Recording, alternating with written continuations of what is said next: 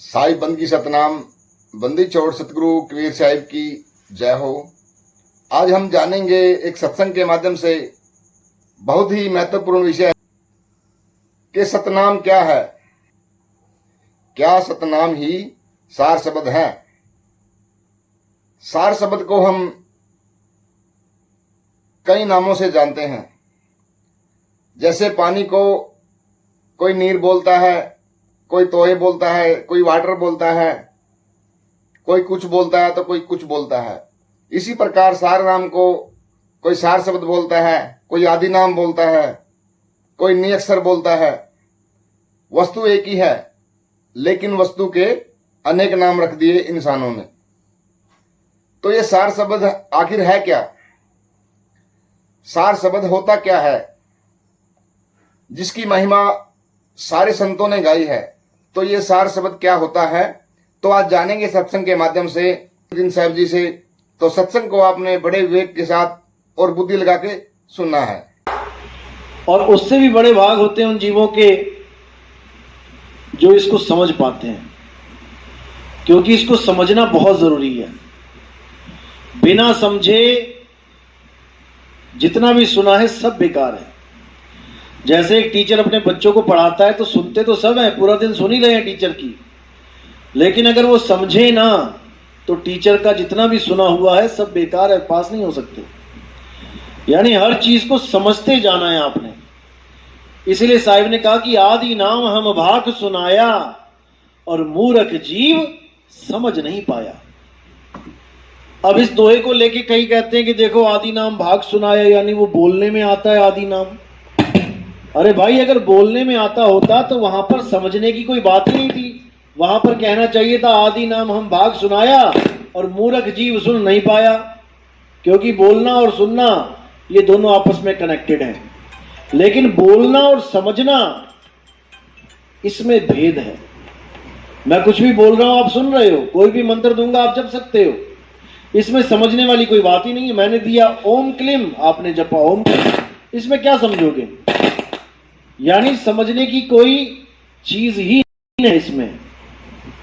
लेकिन साहिब कह रहे हैं आदि नाम हम भाग सुनाया, मूर्ख जीव समझ नहीं पाया, यानी कि अब इसमें समझने की चीज है। घटा दो, तो इसमें समझने की चीज है। तो समझना क्या है? एक ही चीज समझने की है, वो है सतनाम।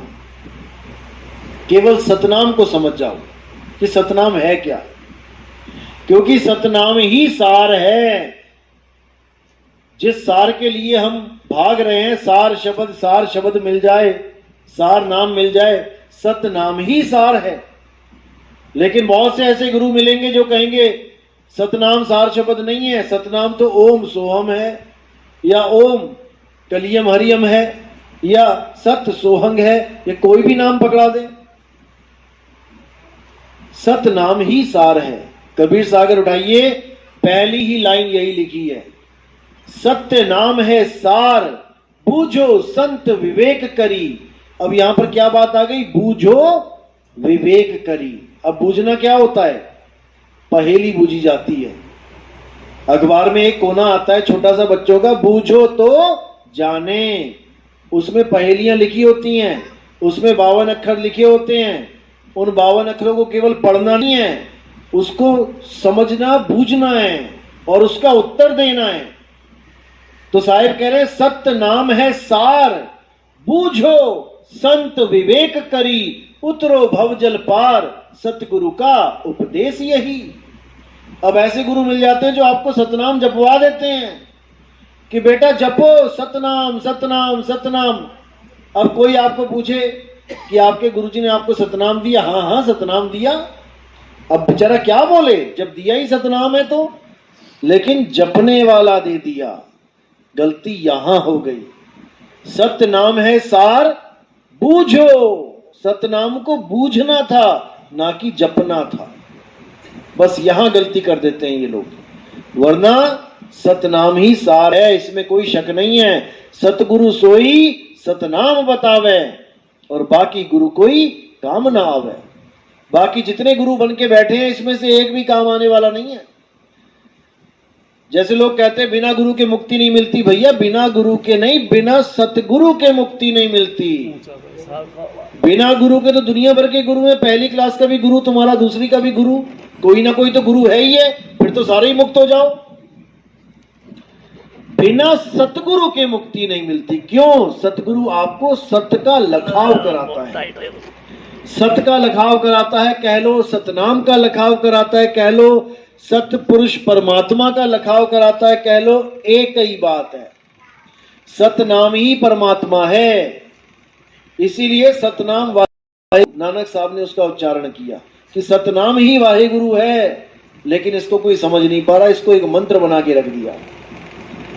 तो साहिब ने साफ क्लियर कर दिया कि सतनाम जपने वाला गुरु नहीं चाहिए, सतनाम बूझने वाला गुरु चाहिए। क्योंकि पहले गुरु बूझेगा तभी चेला बूझ पाएगा, गुरु ही नहीं बूझ पाया चेला क्या बूझेगा। इसलिए साहिब ने साफ क्लियर कर दिया कि गुरु मेरे सब ही बड़े, निंदा किसी की नहीं करी, गलत किसी को नहीं बोला। गुरु मेरे सब ही बड़े, अपनी अपनी ठौर और शब्द विवेकी पारखी, सो माथे का मोर।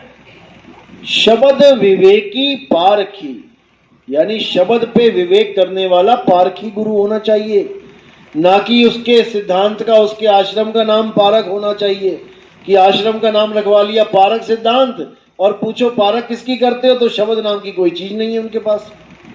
उनको शब्द के बारे में पूछो कि शब्द क्या है तो शब्द कहते हैं शब्द क्या है, कुछ भी नहीं है शब्द। जबकि कबीर साहब ने शब्द की ही महिमा गाई है, बीजक तक में महिमा बोली है साहिब ने कि सार शब्द कहीं बांची हो, मानो एतबारा, अक्षर पुरुष एक पेड़ है, निरंजन वा की डारा। लेकिन कौन समझे कि सार शब्द क्या है? जीव को ही सार शब्द बता दिया इन्होंने, जीव को ही परमात्मा घोषित कर दिया कि तुम भी जीव, मैं भी जीव, हम सब जीव, हम सब परमात्मा। अरे भाई जीव परमात्मा नहीं होता है, पीव परमात्मा होता है। बहु बंधन से बांधिया एक बेचारा जीव, तो परमात्मा बेचारा होता है क्या? और केवल छूटे आपने जे न छड़ाए पीव। अब पीव कौन है? जब तक तुम्हें पीव का समझ में नहीं आया कि पीव कौन है, तुम्हारी मुक्ति कभी नहीं हो सकती। चाहे कबीर पंथ में आ जाओ, चाहे नानक पंथ में चले जाओ, चाहे कहीं चले जाओ, क्योंकि सारा खेल ही पीव का है। जग में जीव अनंत न जाने, पीव को बहुत कहा समझाए 84 के जीव को। कबीर साहब पीव की महिमा गाते, जीव की महिमा नहीं गाते। जीव को तो कहते कि हाँ जीव अविनाशी है, इसमें कोई शक नहीं है, मरता नहीं है कभी, लेकिन मरता नहीं है, कर्म तो भरता है। गधा बन के मिट्टी तो ढोता है, कुम्हार की नहीं ढोता तो बता दो। तो जीव कहां से परमात्मा हो गया भाई? तो साहिब कहते जीव सोई जो जुग जुग जीवे, उत्पत परलय माही, देह धरे भर में 84, निर्भय कबहु नाही। जीव कभी निर्भय नहीं हो सकता, निर्भय केवल पीव है, और वो एक अवस्था है जब आप जीव से पीव होगे तब आपको समझ में आएगा। निर्भय का मतलब ये नहीं कि तुम 4 लोगों से झगड़ा करने लग जाओ, निर्भय हो गए तुम। अब निर्भय का मतलब होता है इस देह को त्यागने का भय खत्म हो जाए। जिस मरने से जग डरे और मेरे मन आनंद, मरने पर ही पाइए पूर्ण परमानंद। जब तोता पिंजड़े को छोड़ के उड़ता है तो हंसता हुआ उड़ता होगा कि रोता हुआ उड़ता है? हंसता हुआ उड़ता है। इसका मतलब उसको भी समझ में आ रहा है कि पिंजड़े से बाहर निकलने में आनंद है। और हम जब पिंजड़े से बाहर निकलते हैं तो हंसते हुए निकलते कि रोते हुए निकलते हैं? बस एक तोते से भी गए गुजरे हैं हम लोग। तोता भी समझ रहा है कि पिंजड़े को छोड़ना ही मुक्ति है, लेकिन हम पिंजड़े को पकड़ के बैठे हैं। क्यों? क्योंकि हमें ये बोध नहीं रहा कि पिंजड़े के बाहर भी जीवन है। हम पिंजड़े के अंदर में रहने को ही जीवन मान बैठे हैं कि मैं शरीर में हूं तो मैं जीवित हूं, शरीर छोड़ दिया तो हाय मैं मर गया। अरे भैया कहीं नहीं मरने वाला, कोई नहीं मरने वाला। तो साहब कह रहे पानी में पानी मिला, मिला पौन में पौन, और मैं तो से पूछूं पंडिता इनमें मरा कौन? उसका नाम तो बता दो, कौन मरा? कोई मरता ही नहीं है। जब कोई मरता नहीं है 13वीं किसकी कर रहे हो? पिंजड़े की। आज पिंजड़े की 13वीं है, दादाजी की 13वीं नहीं, आज दादाजी के पिंजड़े की 13वीं है। तो इतना बड़ा भरमजाल हमें डाला गया, लेकिन बंदी छोड़ने कोई कसर नहीं छोड़ी है। हर जगह अच्छी तरह क्लास लगाई है सबकी, क्या हिंदू क्या मुसलमान, किसी बख्शा। अगर उस समय सिख होते तो सिखों पे भी बहुत सी बाणियां आ जाती, लेकिन किस्मत है उनकी कि वो नहीं थे उस वक्त, बाबा नानक ही थे अकेले। तो कबीर साहब ने किसी को नहीं बख्शा, लेकिन ये नहीं कि कबीर साहब ने किसी को गलत बोला। कबीर साहब ने पाखंडवाद पे पूरी तलवार चलाई विवेक की, लेकिन लोग कबीर साहब को गलत तरीके से ले गए। वो कहते हैं कि अरे तू कबीरपंथी हो गया, तू तो मुसलमान हो गया, तू तो अब मूर्ति पूजा करेगा नहीं। मतलब ऐसा लोगों ने ऐसा एक चेहरा बना दिया कबीर पंथ का कि अब क्या बताएं उसको, जबकि ऐसा कुछ नहीं है। कबीर साहब पत्थर की पूजा को मना करते हैं। वो ये नहीं कह रहे कि तुम कृष्ण जी को पूजना बंद कर दो, राम जी को पूजना बंद कर दो। उनके तो खुद दोहों में लिखा है, कृष्ण करीमा एक है कहन सुनन में दो, दो करके वो जानते जिन्हें सतगुरु मिला ना हो। क्यों लिखा है दो करके वो जानते? क्योंकि वो दो है नहीं, दो तुम बना बैठे हो। क्यों? शरीर धारण करवा दिए दोनों के अलग अलग, अब तुमने दो कर दिए। राम कबीरा एक है कहन सुनन में दो, दो करके वो जानते जिन्हें सतगुरु मिला ना हो। तुम राम जी की पूजा करो, तुम शंकर जी की पूजा करो, तुम माता की पूजा करो, लेकिन कैसे करो? एक समझ के करो। आत्मदेव समझो उनको, कृष्ण जी को आत्मदेव समझो, राम जी को आत्मा समझो। राम जी कोई शरीर थोड़ी नहीं है। जब तुम शरीर नहीं हो, ये तुम्हारा पिंजड़ा है, तो राम जी शरीर कैसे हो सकते हैं? जब तुम शरीर नहीं हो तो कृष्ण जी शरीर कैसे हो सकते हैं? जबकि वो गीता में खुद समझा रहे हैं कि हे अर्जुन, तू और मैं ये शरीर नहीं है। जब तू और मैं शरीर नहीं है तो फिर हम क्या हैं? अरे भैया हम आत्मा हैं। ऐसा कोई समय नहीं था जब ये राजा महाराजा नहीं थे, ऐसा कोई समय नहीं आएगा जब ये राजा महाराजा नहीं होंगे। तो कहां था दुर्योधन सतयुग में? कहां था शकुनी मामा त्रेता में? बता दे कोई। क्योंकि शरीरों की बात ही नहीं चल रही है। शरीर तो आएंगे जाएंगे, एक ही युग में पता नहीं कितनी बार जन्म ले लेगा बंदा। हम कहते हैं दुर्योधन आया था कब? द्वापर युग में। अरे भाई द्वापर युग में 50-60 साल के लिए आया, उसके बाद पता नहीं कितनी बार जी लिया द्वापर में ही वो। क्या हम कलयुग में एक बार आएंगे क्या? तो फिर अर्जुन क्या एक बार आया क्या द्वापर में? या शबरी एक बार आई त्रेता में? आती रही जाती रही, लेकिन तुमने एक नाम पकड़ लिया पूरे युग में से। तो इसी को समझना है। ये शरीर पानी के बुलबुले की तरह है। देखो बाल्टी में पानी लगाओ, पानी गिर रहा है, कितने बुलबुले माइक्रो सेकंड में पैदा हो रहे हैं, फूट रहे हैं, पैदा हो रहे हैं, फूट रहे हैं। बस ऐसे ही ये शरीर चल रहा है काम। ऐसे ही ये शरीर आ रहा है जा रहा है, आ रहा है जा रहा है, आ रहा है जा रहा है, लेकिन ये जीव अमर है, इसको कोई नहीं मार सकता। लेकिन ये उलझा पड़ा है शरीरों में, इसलिए बेचारा पूजनीय भी नहीं है, वरना है तो अविनाशी, लेकिन पूजनीय नहीं है।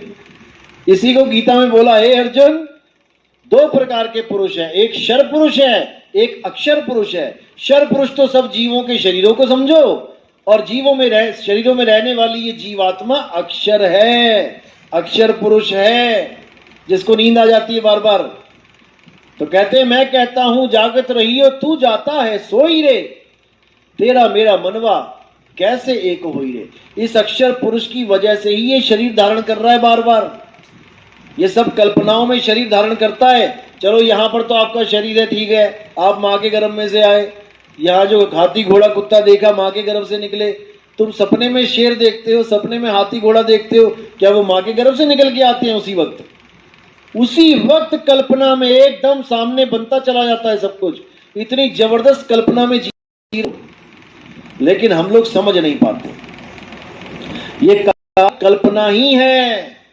अरे काल काल सब है, काल न चीने कोई, और जितनी मन की कल्पना ये काल कहा वह सोए। तुम्हारे स्वरूप को छोड़कर कुछ भी है, चाहे वो गुरु का शरीर है, चाहे वो गुरु का नाम है, चाहे वो गुरु का मंत्र है, चाहे वो गुरु की साधनाएं पद्धति, चाहे वो गुरु की कोई फोटो है, ये सब काल है, सब काल है। इसी को समझना है। हमारे यहां आरती होती है, शरीर की आरती नहीं होती है, स्वरूप की आरती होती है। जब आप फूल रखते हो तो पैरों में नहीं रखते हो, कहां रखते हो? सिर पे रखते हो। क्यों रखते हो? क्योंकि इसके पीछे गुप्त भेद छुपे हैं। शरीर होता है पैर से लेके यहां तक, सिर तक, शरीरों का रोल खत्म। जहां शरीर खत्म हो रहा है, ये फूल वहां बेटा चढ़ाए जाते हैं, यानी कि ये परमात्मा को समर्पित कर दिए जाते हैं। जब आपको भेद आगे मिलेगा तब आपको बताया जाता है कि बंदगी ऐसे ही क्यों करते हैं, फूल क्यों रखते हैं सिर के ऊपर, ये सब कुछ समझाया जाता है तसल्ली से। तो बात इतनी सी है कि अपना जो असली स्वरूप है उसको भूलने के कारण तुम जीव हो गए हो, जीव कहला रहे हो। अब तुम अपने स्वरूप को जान लो तो तुम्हारी जीव अवस्था यानी अज्ञान दशा खत्म हो जाएगी। तो इसीलिए साहब ने बार बार समझाया कि जो तुम्हारा स्वरूप है और जो मेरा स्वरूप है वो एक है, दो नहीं है। बस मैं अपने स्वरूप में स्थित रहता हूं इसलिए मैं परम कहला रहा हूं, और तू अपने स्वरूप को भूल जाता है इसलिए तू जीव कहला रहा है। मैं परमात्मा, तू जीवात्मा। अब अपने स्वरूप को जान लो तो तुझ में और मुझ में भेद नहीं है।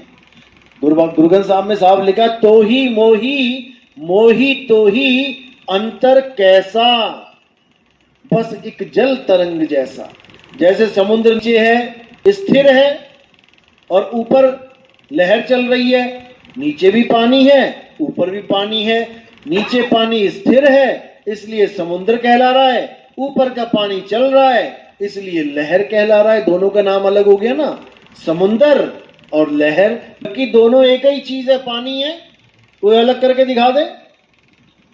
तो जो चल रही है वो जीव है और जो अचल है वो परमात्मा है। इतनी सी बात है। इसीलिए साहिब ने कहा, सतगुरु के लक्षण कहूं अचल विहंगम चाल, हम अमरापुर ले गया ज्ञान शब्द सरघाल। वो ज्ञान शब्द यानी शब्द का ज्ञान जो है मेरे सिर के ऊपर रख के ले गया मुझे अमरपुर। लेकिन ये भेद होते हैं, ये समझ में नहीं आते हैं बिना गुरु के, क्योंकि परमात्मा अचल है, वो चलता नहीं है। चलता कौन है? समय चलता है। समय चल रहा है युगों युगों से, और समय ही काल है। समय के अंतर्गत जो भी चीज पैदा होती है और जो नाश हो जाती है वही काल का रूप है। इसीलिए अर्जुन को विराट रूप में सारे शरीर दिखा दिए गए कि कहीं ये भ्रम में ना रहे कि ये सब अलग अलग हैं। एक ही स्वरूप में सबको दिखा दिया कि जितने भी स्वरूप हैं इस दुनिया में, जितने भी देवी देवता हाथी घोड़ा, जो सारे खड़े कर दिए लाइन में। तो क्या बोला? ये सब अर्जुन मैं हूं और मैं ही महाकाल हूं। काल और महाकाल में क्या फर्क होता है? वही फर्क होता है जो फौज और फौजी में होता है। फौज और फौजी में फर्क होता है ना। फौजी क्या होता है? Single person. तो काल कौन है? कंस का काल कौन है? राम, कृष्ण। और रावण का काल कौन है? Ram, single person. और जब यही सारे आ जाते हैं एक साथ, यानी एक फौजी को छोड़ के सारे फौजी आ गए, तो वो फौजी फौज कहलाती है। ऐसे ही कालों का काल वो है महाकाल। यानी महाकाल का मतलब जो सिंगल पर्सन को भी ले जाए अंदर, उसको भी खत्म कर दे। क्या ये खत्म नहीं हुए? सब खत्म होते हैं। काल है समय, जो सबको खत्म कर देता है, किसी को नहीं बख्शता। तो इसी को कबीर साहब ने भी अपनी वाणी में प्रमाणित किया, मोहर लगा दी कि देव निरंजन सकल शरीरा, तामे भ्रम रहल कबीरा। अब लोग कहते हैं देखो जी कबीर साहब खुद भ्रमित थे, लिखा उन्होंने अपने हाथों से, तामे भ्रम भ्रम रहल कबीरा। जो खुद भ्रमित है तुम उसको गुरु बना के बैठ गए। भाई इसमें भेद है, कबीर और कबीरा में भेद है। कबीर है ज्ञानी आत्मा, ज्ञानी जीव, और कबीरा है अज्ञानी जीव। तो यहां पर अज्ञानी जीव के लिए बोला जा रहा है, तामे भ्रम भ्रम रहल कबीरा, यानी ये अज्ञानी जीव शरीरों में भरम भरम भटक रहा है। और अपने आप को क्या मान के बैठ गया? देव निरंजन मान के बैठ गया अपने आप को। जब ब्रह्मा जी खोजने गए निरंजन को, खोज क्यों नहीं पाए? क्योंकि वो अपने आप को शरीर मान बैठे और जिसको खोजना था उसी को लाद के लेके घूमते रहे। देव निरंजन को ढूंढना है, अगर देव निरंजन को देखना चाहते हो तो शीशे में देख लो, वहीं दिखेगा, हंसता भी दिखेगा, रोता भी दिखेगा, क्योंकि ये काया ही देव निरंजन है। इसी को साकार ब्रह्म बोला गया है। जो काया की पूजा करते हैं वो साकार ब्रह्म की पूजा करते हैं, और जो काया की पूजा नहीं करते वो निराकार ब्रह्म की पूजा करते हैं। लेकिन जो परमात्मा के विवेकी हंस होते हैं तो वो साकार और निराकार दोनों को त्याग के शब्द का ध्यान धरते हैं, क्योंकि हमारा स्वरूप शब्द है। शब्द हमारा तू शब्द का, सुन मत जा सरक, और जो चाहे निज रूप को तो शब्द ही ले परख। शब्दों को परखो कि गुरु शब्द क्या दे रहा है। कहीं मंत्र तो नहीं पकड़ा दिया गुरु जी ने और मुझे इंसान से तोता बना दिया? कहीं और कुछ तो नहीं पकड़ा? कहीं ज्योत अगरबत्ती तो नहीं दिखा दी अंदर कि मैं ज्योत को देखता रहूं? तो ज्योत का खंडन साहिब ने क्या, तुमसे कहूं मैं नाम विचारी, ना वो ज्योत ना पुरुष न नारी। सारा काम ही खत्म कर दिया, क्योंकि जितने गुरुआ लोग हैं इन्हीं दो चीजों में अटकाते हैं। या तो कहते हैं बेटा प्रकाश आ जाएगा, रोशनी आ जाएगी, ऐसा सूरज चमक जाएंगे, करोड़ों सूरज चमक जाएंगे। अरे भाई सूरज चमक जाएंगे ठीक है, देख लिया, फिर क्या? उससे क्या होता है? बाहर सूरज देख लो तुम, कितना देखना, उससे क्या हो गया? अपने स्वरूप को जानो। किसी और को देख के तुम्हें तुम्हारा स्वरूप कैसे मिलेगा? अपने स्वरूप को जानना है, किसी और के स्वरूप को नहीं जानना कि ज्योत दिख गई यहां पे, मैंने ज्योत को देख लिया जी, मुझे परमात्मा मिल गया। अरे भाई परमात्मा तुझसे भिन्न नहीं है, परमात्मा तुझसे अलग नहीं है, परमात्मा तुझ में ही है। तो कैसे है? ज्यों तिल माही तेल है, ज्यों चकमक में आग, और तेरा साईं तुझ में है, जाग सके तो जाग। अब मेरा साईं जब मुझ में है तो मैं किसी और को क्यों देखूं? मैं खुद को क्यों ना जानूं? तो खुद को कैसे जानेंगे? भेदी गुरु से अपना भेद प्राप्त करके कि गुरुजी मैं हूं क्या? पहले मुझे ये तो बता दो, जब मैं ये काया नहीं हूं, पांच तत्व नहीं हूं, ये श्वासा नहीं हूं, ये विचार नहीं हूं, ये बुद्धि नहीं हूं, ये मन नहीं हूं, तो मैं हूं क्या? जब तुम्हें यही नहीं पता कि तुम हो क्या, तो तुम ढूंढ किसको रहे हो? कोई भी चीज ढूंढने से पहले आपको उसका स्वरूप ज्ञान होना चाहिए कि मैं क्या ढूंढ रहा हूं, तभी तो उसको ढूंढ पाओगे। अब कोई कहे कि भैया क्या ढूंढ रहा है जंगल में, मुझे पता नहीं है जी क्या ढूंढ रहा हूं, लेकिन मैं ढूंढ रहा हूं, कुछ ना कुछ तो मिलेगा। क्या मिलेगा? फिर कुछ भी नहीं मिलेगा। तो पहले गुरु से स्वरूप ज्ञान लो कि तुम्हारा स्वरूप क्या है। तुम्हारा स्वरूप क्या है? शब्द स्वरूप। तुम शब्द हो, हम हैं शब्द, शब्द हम माही, और हमसे भिन्न और कछु नहीं। मुझसे भिन्न और कुछ है ही नहीं। मैं किसको देखूं? मैं कौन सा प्रकाश देखूं? मैं कौन सी अनहद नाद सुनूं? मैं कौन सी श्वासों को देखूं? मैं कौन से गुरु की काया हूं, जब मुझसे भिन्न कोई है ही नहीं? बस इसी को समझने में सारा जन्म लग जाता है। लेकिन जब मालिक की दया होती है, मूल ज्ञान को बंदा समझता है, तो फिर कोई भी धर्म, कोई भी जात, कोई भी पंथ का हो, वो एक झंडे के नीचे खड़ा मिलेगा। जैसे सरकार जब राशन बांटती है तो कोई धर्म हो, कोई जात हो, चाहे कोई भी हो, कहां खड़ा मिलेगा? लाइन में खड़ा मिलेगा, क्योंकि उसको जो चीज मिलने वाली है वो धर्म से, जात से, पंथ से, इन सब से न्यारी है। इसी प्रकार जो आत्म ज्ञान है वो सारे, हर प्रकार के कर्म कांड से, हर प्रकार की पूजा से, हर प्रकार की नमाजों से, हर प्रकार की आरतियों से, प्रेयरों से न्यारा है।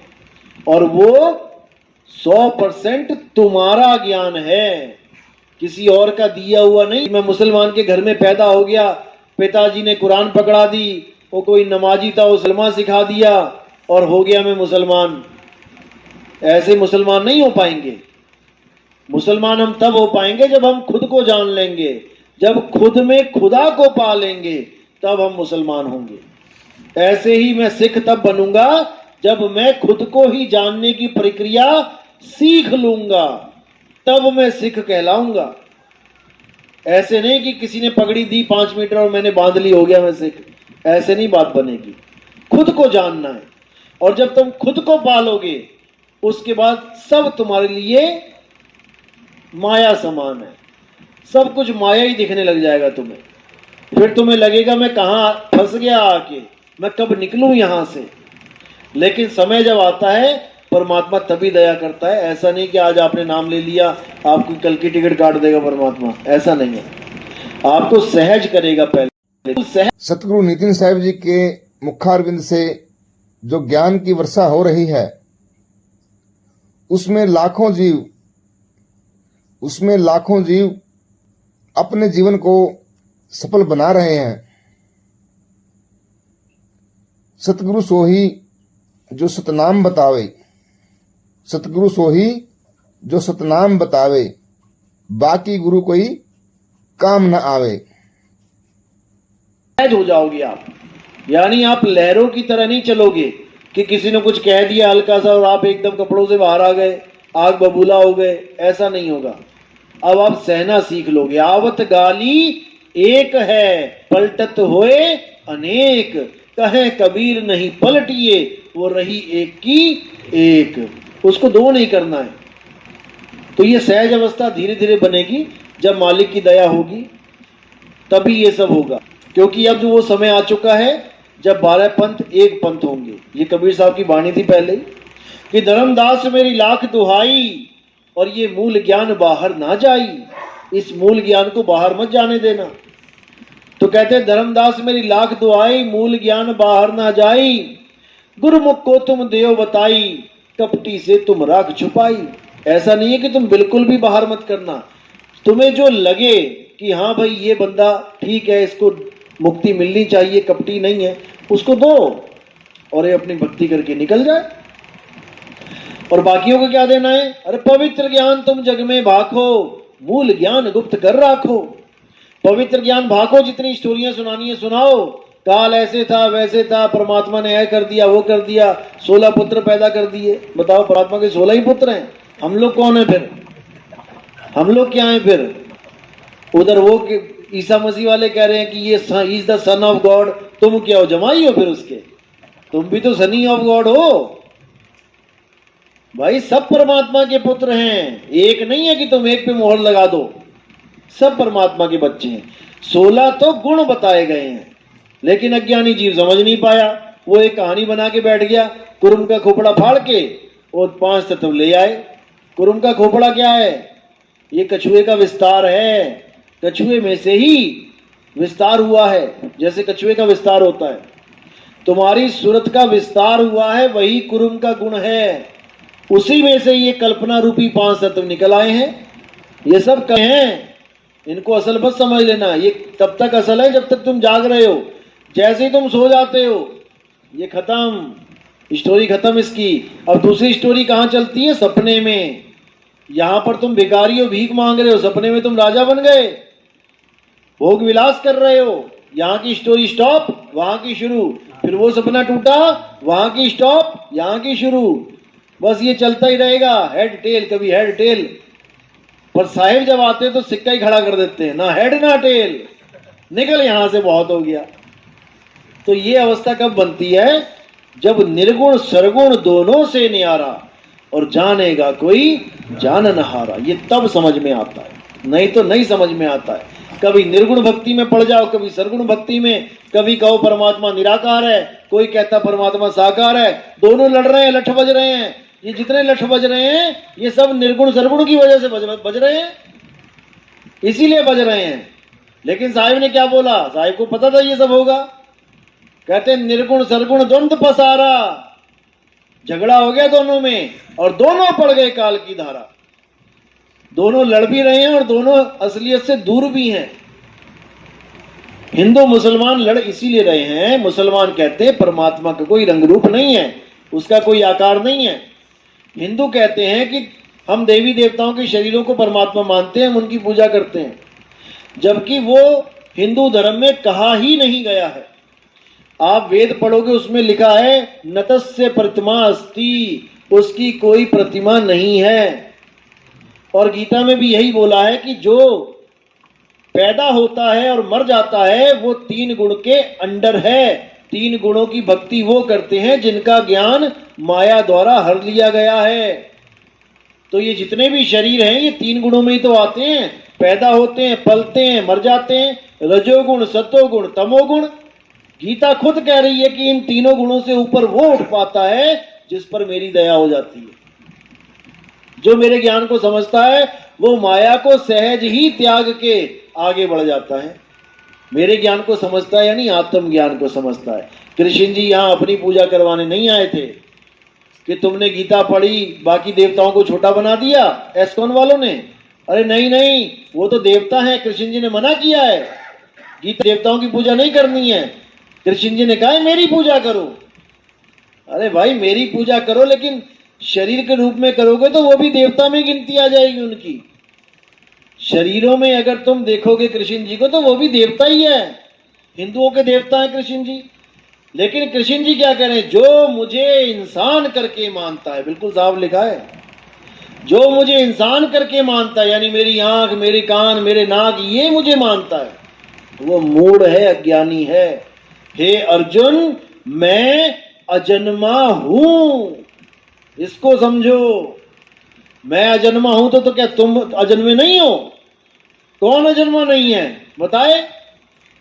सब अजन्मे हैं, लेकिन हम समझ नहीं पा रहे हैं। अपने आप को तो मान रहे हैं कि हाय मैं तो मर जाता हूं, और भगवान को मान रहे हैं भगवान अजन्मा है।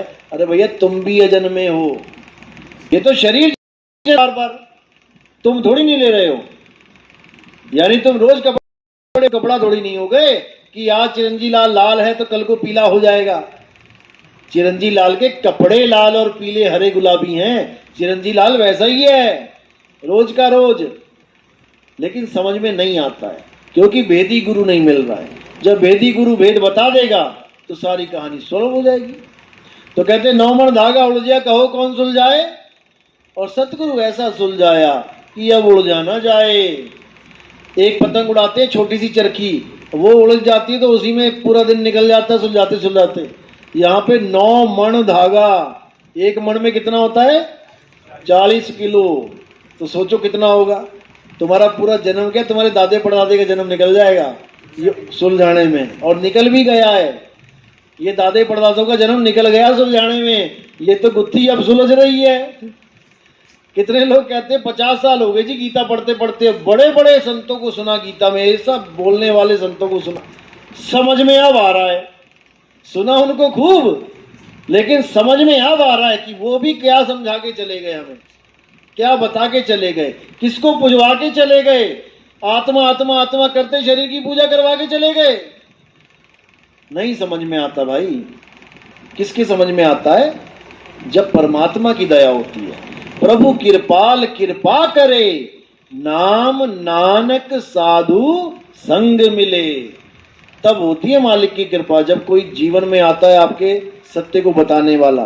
क्योंकि असत्य बताने वाले बहुत हैं, गिनती नहीं कर पाओगे। लेकिन जब सत्य बताने वाला आता है फिर आदमी ये भी भूल जाता है कि मेरा धर्म क्या है, मेरी जात क्या है, मेरा क्या पात है मेरी। मुसलमान लोग आते हैं नाम लेने, मैं उनसे पूछता हूँ भैया बिरादरी में तुम्हें बेदखल कर दिया जाएगा, पता लग गया अगर ये घर वापसी होगी इसकी तो। वो कहते भाई हमें जो चाहिए था हमें मिल गया, अब वो चाहे निकाले चाहे धक्के दे, हमें इससे कोई मतलब नहीं है। हमें खुदा को पाना था, उन्होंने खुदा को केवल मनवाया है, जनवाया नहीं है। मनवा रहे हैं कि मान लो खुदा को, मान लो खुदा को। अरे मान के क्या हो जाएगा? तुम्हें प्यास लगी है, मान लो कि तुम्हारा गला गीला है, मान लो कि तुम्हारा गला गीला है, उससे क्या हो जाएगा मान के? पानी है तो दो। अल्लाह को जानते हो तो बताओ। भी एक मुसलमान जी के साथ मेरी वार्तालाप हुई तो 2-2.5 घंटे की थी, लेकिन रिकॉर्डिंग थोड़ी सी 40 मिनट की। उसमें शुरू में उसने बहुत जोर लगाया कि नहीं अल्लाह को कोई देख नहीं सकता, अल्लाह दिखता ही नहीं, निराकार है। मैंने कहा ठीक है कोई बात नहीं, मुझे पता है कहाँ फंसेगा। धीरे धीरे धीरे चलते रहे, मैं आगे से आगे गुत्थियां खोलता रहा, बताता रहा अनजान बन के भी कि भाई मुझे कुछ नहीं पता। क्योंकि किसी से कुछ लेना है ना तो अनजान बनना पड़ेगा कि भैया मुझे कुछ नहीं पता, तुम बताओ। और बहुत अच्छा बताया उसने, जितना उसको पता था उसने बड़ा अच्छा बताया। तो एक जगह मूसा जी का जिक्र आ गया कि मूसा ने एक जिद पकड़ ली कि अल्लाह मैं तुम्हें देखना चाहता हूं। पूरी कुरान में और किसी के साथ यह हादसा नहीं हुआ है, जबकि बात सबसे होती थी, अल्लाह की बात सबसे होती थी। मैंने तो सबसे पहले यही सवाल पूछ लिया कि भैया अगर वो बात करता है तो मुंह से ही करता होगा या मुंह के बिना भी कहीं से बात निकलती है। पहले तो वही कंफ्यूज हो गया, वो क्या बोलूं मैं, हाँ बोलूं कि ना बोलूं। वहीं पे एक दुविधा में पड़ गया कि यार ये बात भी सही है कि यार बोलेगा तो आवाज तो मुंह से होनी चाहिए, अगर बिना मुंह की आवाज होगी तो फिर सबको सुननी चाहिए, फिर तो सबको सुननी चाहिए क्योंकि खुदा हर जगह है। तो बात चली मूसा की, तो मूसा पीछे पड़ गए महाराज जी कि अल्लाह मैं आपके दर्शन करना चाहता हूं, अल्लाह मैं दर्शन करना चाहता हूं।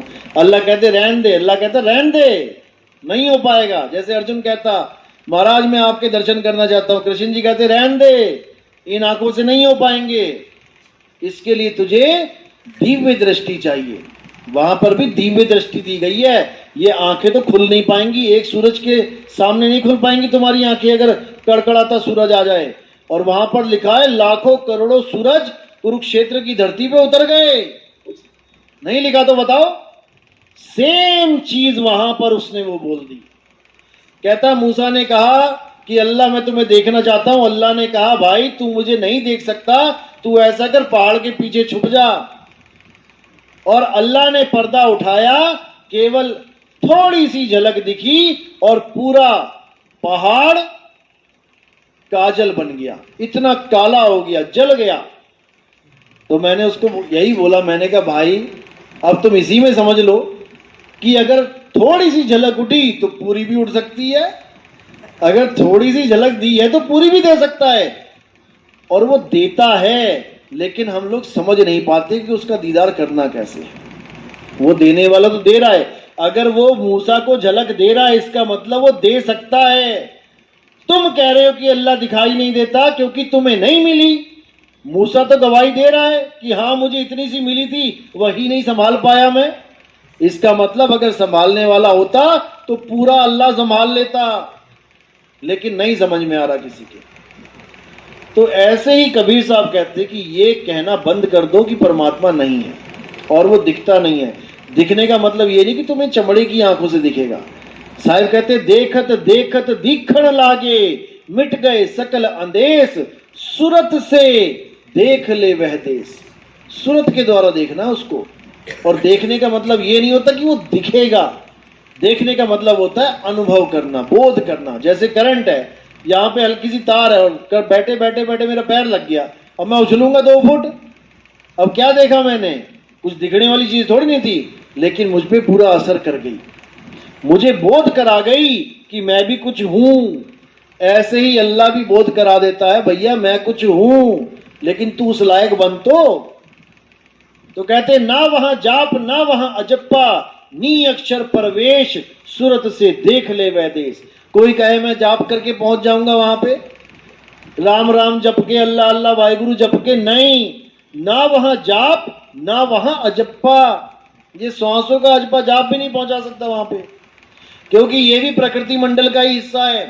तुमने वो रस्सी पकड़ ली जो प्रकृति तक ही सीमित है, तुमने श्वासों की डोर पकड़ ली जो प्रकृति मंडल तक ही सीमित है। तुम आसमान में जाके सांस लेके दिखाओ, 1 किलोमीटर के बाद तुम्हें सांस नहीं आएगी, डॉक्टर के पास भेजना पड़ जाएगा तुम्हारा सोहंग सोहंग जो चल रहा है, क्योंकि वायु तत्व जहां तक है वहां तक ही ये काम करेगा। ये शरीर ही पूरा ब्रह्मांड है, ये बाहर जो तुम्हें ब्रह्मांड दिख रहा है ये शरीर ही है। सबसे ऊपर आसमान है, ये है सबसे ऊपर आसमान। आसमान से नीचे उतरो, क्या मिलेगा सबसे पहले? वायुमंडल। इस आसमान से नीचे उतरो, सबसे पहले क्या मिला? वायुमंडल, सांसें। और नीचे उतरो, और नीचे उतरे, उसके बाद क्या मिलेगा? क्या है उसके बाद? अग्नि। आप आग लगाओ धरती पे, पानी और धरती से ऊपर उठ जाएगी वो, तो यानी हवा के बाद किसका नंबर आ रहा है? अग्नि का। तो हवा से नीचे आए, नाभि में क्या है? देखो हाथ लगा के, अग्नि, जठर अग्नि कहते हैं इसको। तुम्हारा खाना पचा रही है ये। अब इस अग्नि से नीचे क्या है? आगे नीचे आ जाओ, जल। अब जल के नीचे क्या है? धरती। जल के नीचे धरती है। लोग सोचते हैं धरती के नीचे जल है। जल धरती से ऊपर है, लेकिन समझ में नहीं आता, ऐसे लगता है कि धरती के ऊपर जल है। तो यहां से नीचे जब उतरते हो तो सबसे पहले जल मिलेगा। जल के नीचे जो लास्ट में गुदा चक्र है, वहां से धरती का सामान निकल रहा है, वहां से मिट्टी निकल रही है। तो यही पिंड है और सामने ब्रह्मांड है।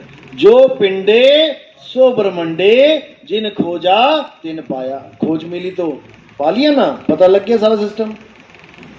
अब इसको चला कौन रहा है? इसको चला रही है हमारी सूरत, जो आंखों में है, नाक में विराजमान है, सूंघ रही है, मुंह में है, कंठ में है, नाभि में है, गुदा में है, हर जगह काम कर रही है। ये एक तार के रूप में काम कर रही है, करंट के रूप में काम कर रही है। जब करंट जा रहा है टीवी में, तो टीवी के हर पार्ट में वो करंट घूम रहा है। कहीं पर भी तुम टेस्टर लगा के देख लेना, हर जगह कोई भी डायोड हो, कुछ भी है, स्टेबलाइजर का कुछ भी, ट्रांसफार्मर है, सब में करंट घूम रहा है। और अब जो करंट है वो क्या है? वो जीव है हमारा, वो जीव अवस्था है हमारी, इसी में फंसी पड़ी है काया में। अब जो थर्मल प्लांट है वो परे है, जहां से ये आ रही है सूरत, वो हमारा शब्द है और वो काया से परे है। शरीर में क्या है? सूरत है। शरीर से परे क्या है? शब्द है। जो फंसी हुई है वो कौन है? सूरत है। और जो निर्बंध है वो है शब्द गुरु। बस इतनी सी बात है। तो इसी को बोला जाप मरे अजपा मरे अनहद भी मर जाए, यानी वहां तक पहुंचते पहुंचते ही खत्म हो जाते हैं। इनकी हैसियत नहीं कि वहां पहुंचा दे तुम्हें। जाप मरे अजपा मरे अनहद भी मर जाए, सुरत समाए शब्द में, वाको काल न खाए। बस इतना सा ज्ञान है कबीर साहब का। अगर ये समझ लिया सूरत और शब्द, तुम्हें कोई पोथी पढ़ने की जरूरत नहीं, कोई तुम्हें ना दोहा आता हो, तुम्हें कुछ भी ना हो, तब भी तुम्हारी मुक्ति हो जाएगी। कभी ये मत सोच लेना ज्यादा बोलने वाले लोगों को ज्यादा बड़ा परमात्मा मिला, जी तुम बहुत बोल लेते हो तुम्हें परमात्मा मिल गया, ऐसा कुछ नहीं है। बोलना संत की एक मजबूरी होती है, क्योंकि ड्यूटी लगा दी है उसकी। नहीं तो संत बोलता है, संत कभी नहीं बोलते, वो तो कहते हैं बस शांत हो जाओ। लेकिन जब ड्यूटी लग जाती है तो मजबूरी में बोलना पड़ता है, नहीं तो बोलने की जरूरत ही नहीं है, हमने क्या बोलना किसी को। लेकिन जब समझाने की ड्यूटी लग गई, अब भैया बोलना पड़ेगा। टीचर है देखो, जब तक पढ़ाता है बोलता रहता है, बच्चों से बोलता रहता है, समझाता रहता है, उसके बिना क्या बोले?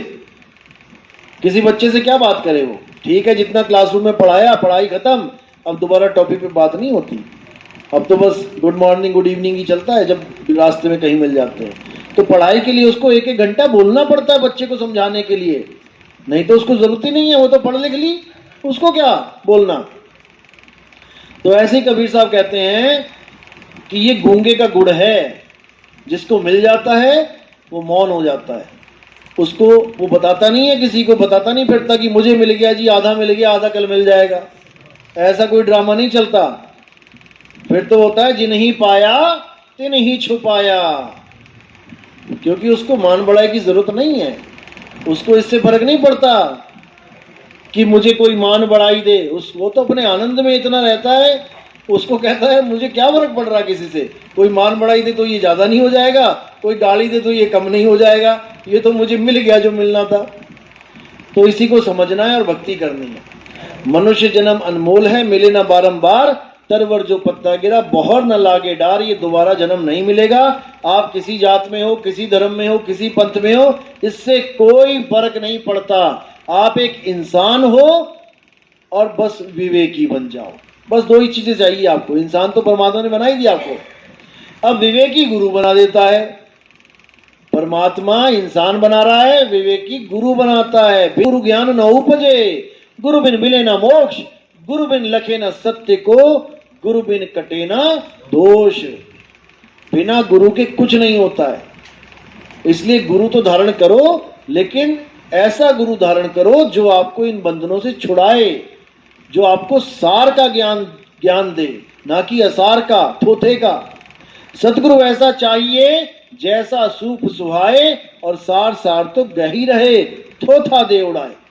सार सार ग्रहण करना है। सार क्या है? इस दुनिया में एक ही सार है, दो सार नहीं है, एक ही सार है। हर धर्म, हर जात, हर पात वालों में एक ही सार है, और सार है तुम्हारी आत्मा। आत्मा ही सार है, आत्मा ही ज्ञान है। आत्मा को छोड़ के सब असार है, और आत्मा को छोड़ के सब अज्ञान है। तो सार सार है आत्मा, और असार असार क्या बोला साहिब ने? थोथा। क्या है थोथा कबीर पंथ में? मोको कहां ढूंढे रे बंदे, मैं तो तेरे पास में। खोजी होए तुरंत मिल जाऊं, एक पल की तलाश में। ना मैं जप में, ना मैं तप में, ना मैं व्रत उपवास में। अब ये जप में नहीं है, तप में नहीं है, व्रत उपवास में नहीं है, तो थोथा क्या हुआ? जप तप उपवास, थोथा हुआ। और अगर ये थोथा कबीर पंथ में बांटा जा रहा है प्रसाद के रूप में, तो वो गुरु नहीं, गुरुआ है। अब थोथा क्या है? ना मंदिर में, ना मस्जिद में, ना काबे कैलाश में। अगर यहां को भेजा जा रहा है तुम्हें, तो भैया ये भी थोथा है। आकर ना प्राण में, ना पिंड में, ना ब्रह्मांड आकाश में। तो प्राण, पिंड, ये ब्रह्मांड आकाश क्या है? ये थोथा है, इसको उड़ा दो। तो ये थोथा ही तो तुम्हें पकड़ाया गया आज तक। कबीर पंथ में, किसी भी कबीर पंथ में चले जाओ, क्या देंगे तुम्हें? जप देंगे, जपते रहो। तो जब जब थोथा है तो तुमने सार दिया कहां हमें? तुमने थोथा पकड़ा दिया। राम जी कृष्ण जी की मूर्ति हटा दी, कबीर जी की लगा दी, उसकी अगरबत्ती कर रहे हो। तो साहिब कह रहे हैं पातर पूजे हरि मिले। ये थोड़ी नहीं पूजा कि हिंदुओं को बोला कि देवी देवताओं को पूजे हरि मिले, राम को पूजे हरि मिले। वो कह रहे पाथर पूजे हरि मिले। तो तुमने पाथर की मूर्ति कबीर साहब की बना दी, तो वो भी तो पाथर ही है। लेकिन नहीं समझ में आ रहा, क्यों? श्रद्धा के वश इंसान अंधा हो जाता है, विवेक को लग जाते ताले, और जिसके साथ दो चार पार्टियां जुड़ जाती हैं वो बन जाता है महंत। अरे फूटी आंख विवेक की, लखे ना संत या संत, और जाके संग 10-20 हैं, वाह को नाम महंत। ये महंत बने बैठे हैं, मूर्ति पूजा करवा रहे हैं कबीर साहब के नाम पे। कबीर साहब भी सिर पे ऐसे हाथ धर के बैठे होंगे जहां बैठे होंगे कि कैसे बंदे आ गए हमारे पंथ में। जिस चीज का मैंने खंडन किया उसी को हाईलाइट करके पैसा इकट्ठा किया जा रहा है। इधर कबीर साहब की फोटो, इधर गल्ला, बड़ा बड़ा लिखा है दान दें। अरे भाई, और राम जी कृष्ण जी की फोटो हटवा के, क्योंकि उनको लग रहा था देखो कृष्ण जी की फोटो लगी है, दान बढ़िया दुकान सजी है, क्यों ना हम भी सजा लें।